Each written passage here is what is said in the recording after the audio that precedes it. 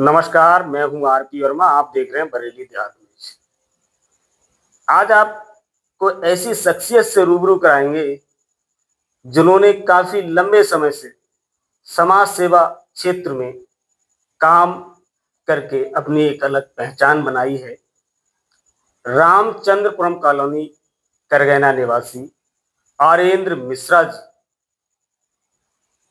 जो कि सन 2012 से लगातार लगातार समाज सेवा में सक्रिय हैं और भारतीय जनता पार्टी के विभिन्न पदों पर कार्य कर चुके हैं।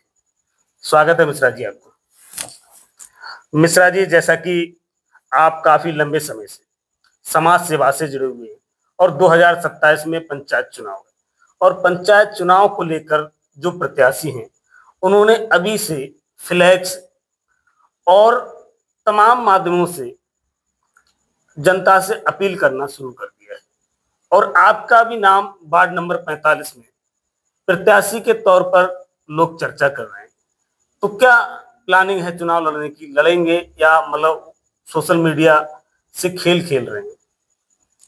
देखिए, जो लोग फ्लैक्स लगा रहे हैं उन्हें अपने चेहरों को पहचानवाने की जरूरत है।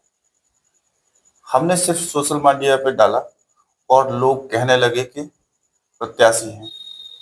आपने भी क्षेत्र में जाके ये महसूस किया और लोगों ने कहा प्रत्याशी हैं, तो कुछ ना कुछ तो हमने क्षेत्र में किया होगा।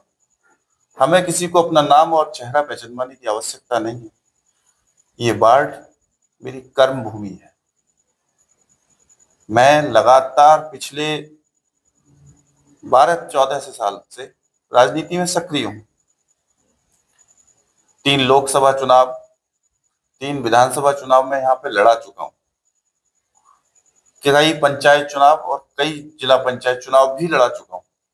जनता बहुत अच्छे से मुझे पहचानती है। मिश्रा जी, जैसा कि चुनाव के समय में तमाम राजनीतिक दल अपने समर्थित प्रत्याशी उतारते हैं और आप भारतीय जनता पार्टी से जुड़े हुए हैं। बाय द वे, अगर भारतीय जनता पार्टी अगर टिकट नहीं देती है, आपको अपना समर्थित प्रत्याशी घोषित नहीं करती है, तो ऐसी स्थिति में क्या आप ब्रेक लेंगे या चुनाव लड़ेंगे? मैं निसंदेह चुनाव लड़ूंगा। मैं निसंदेह चुनाव लड़ूंगा।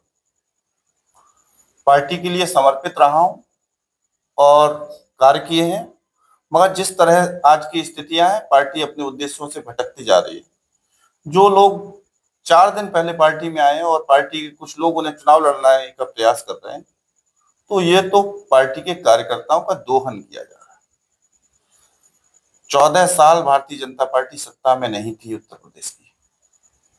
उस समय संघर्ष करने वाला कार्यकर्ता हूं मैं। और उसके बाद जो असक्षम लोग हैं, जो दूसरी पार्टियों में थे, लगातार दूसरी पार्टियों में चुनाव लड़ते रहे, धन बल और उनके आधार पर अगर पार्टी में आके चुनाव लड़ते हैं, तो निसंदेह उस कार्यकर्ता की सम्मान नहीं है, उसकी बेइज्जती है। और मैं कार्यकर्ता हूं, जमीन पे काम किया है, उसके आधार पर चुनाव लड़ूंगा। निसंदेह ही चुनाव लड़ूंगा, चाहे पार्टी टिकट दे या ना दे। मिश्रा जी, जैसा कि वार्ड नंबर 45 और क्योंकि ये जो वार्ड नंबर 45 है, काफी एक तरीके से माना जाए तो अच्छा क्षेत्र माना जाता है, और तमाम अब तक जिला पंचायत सदस्य यहाँ पर चुने गए, उन्होंने बड़े बड़े वायदे किए और चुनाव जीते। तो ऐसा क्या है जो वार्ड नंबर 45 में अगर जनता आपको चुनाव जिताती है तो क्या परिवर्तन लाएंगे? ऐसे क्या मुद्दे हैं जो वास्तव में अभी तक यहाँ की जनता जिन्हें सॉल्व करना चाहती है? वार्ड नंबर 45 की रचना बड़ी कठिन रचना है। करगैना ग्राम पंचायत क्षेत्र आता है, जिसमें अधिकांश क्षेत्र कॉलोनीज के रूप में डेवलप है, मगर ग्राम पंचायत के अंदर होने की वजह से उनका डेवलपमेंट नहीं होता। वहां पर रोड नहीं पड़ते, वहां पर ग्राम प्रधान काम कराना नहीं चाहता और लोग काम कराना नहीं चाहते, क्योंकि वो सब शहरी वर्ग के लोग हैं जो बाहर से आके बसे हैं, मगर वहां पानी की निकासी नहीं है। उसी तरह से कांधरपुर क्षेत्र पड़ता है, उस क्षेत्र में भी ज्यादातर गांव से आए लोग बसे, अनधिकृत कॉलोनीज हैं, वहां पानी की निकासी नहीं है, ना ही रोड है, मगर वो उसी में जी रहे हैं। इस तरह की समस्याएं लगातार लोगों के सामने खड़ी हैं, उन लोगों की कोई सुनवाई नहीं है। ग्राम प्रधान कभी भी कॉलोनीज के लोगों पर ध्यान नहीं देता है, वो अपने गांव पंचायत के हिसाब से, अपने पैसे के हिसाब से सिर्फ कुछ क्षेत्र में ही विकास करा पाते हैं। तो निसंदेह उन पर फोकस रहेगा। पानी की निकासी की समस्या हर जगह है, हर कॉलोनीज में है, उन कॉलोनीज की समस्याओं का निस्तारण कराया जाएगा। प्रॉपर्टी डीलर आते हैं, कॉलोनी काटते हैं, मगर पानी निकासी की कोई भी सुविधा नहीं देते। इन पर बातचीत की जाएगी, इसको दूर करने का पूरा प्रयास किया जाएगा। मिश्रा जी, जैसा कि पानी की समस्या जो है बड़ी समस्या है यहाँ की, इससे भी बड़ा कोई मुद्दा है जो आप इस उसे भी चुनाव अगर जिताती पब्लिक तो उसे आप सॉल्व करेंगे? मैं लगातार जनता के मुद्दों के साथ रहा हूँ।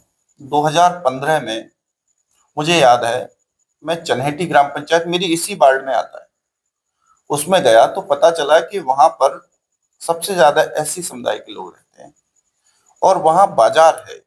बाजार के बीच में एक शराब की दुकान थी। तो वहां की महिलाओं ने मुझे बताया, 2014 के चुनाव से पहले की बात है, कुछ 6 महीने पहले की बात है। तो उन महिलाओं ने मुझे बताया कि भैया, रात में यहाँ पर सीमेंट की रैक उतरती है, उसके मजदूर आते हैं, रात में इस दुकान से शराब लेते हैं, शराब पीते हैं और दरवाजों पे पेशाब करते हैं। रात भर हमें सोने नहीं देते। मैंने आंदोलन करके उन महिलाओं के साथ मिलकर आंदोलन किया। 12 दिन दामोदर स्वरूप पार्क में बैठा मैं और उस शराब की भट्टी को बंद कराने का काम किया। उन महिलाओं के साहस को मैं नमन करता हूँ, प्रणाम करता हूँ। सुश्री मायावती बहन जी के बाद अगर किसी ने शराब भट्टी के खिलाफ आंदोलन किया तो मैं और मेरे साथी उन महिलाओं ने किया, और आज तक वो मुझे राखी बांधती हैं, भाई मानती हैं। इसी क्षेत्र में निवास करती हैं, इसी वार्ड में निवास करती हैं, और उन सभी का मत था कि भैया आप चुनाव लड़िए, हम आपके साथ हैं। और मैं जनता की आवाज पर, जनता के बीच जाके, जनता के कहने पे चुनाव लड़ रहा हूँ। कोई नेता साथ दे या ना दे, मुझे मेरे साथ जनता है और मैं जनता के पास ही जाने का काम करूंगा। चाहे पार्टी टिकट दे या ना दे, मैं चुनाव लड़ूंगा। बहुत बहुत धन्यवाद दिए थे हमारे साथ आर्येंद्र मिश्रा जी। जैसा कि उन्होंने दो टूक कहा है कि पार्टी टिकट दे या ना दे, वार्ड नंबर 45 से इस बार चुनाव जरूर लड़ना है। लगातार प्रतिष्ठित लोगों से मिलवाते रहेंगे। कैमरा पर्सन सर्वेश कुमार वर्मा के साथ RPO।